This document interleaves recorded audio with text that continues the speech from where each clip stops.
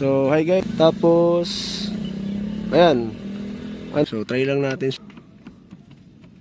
Ito. Pag ano. So, pagtanggal na pala yan. So, ganyan. Hilain lang. And tapos na natin i-install lahat. Tingnan natin yung unit natin. Ito palang unit natin is same siya. Controls nito. Ayan. Yung volume down, yung mode, reverse camera. Ayan yung reverse camera. Hey sir, ano? Reverse na rin.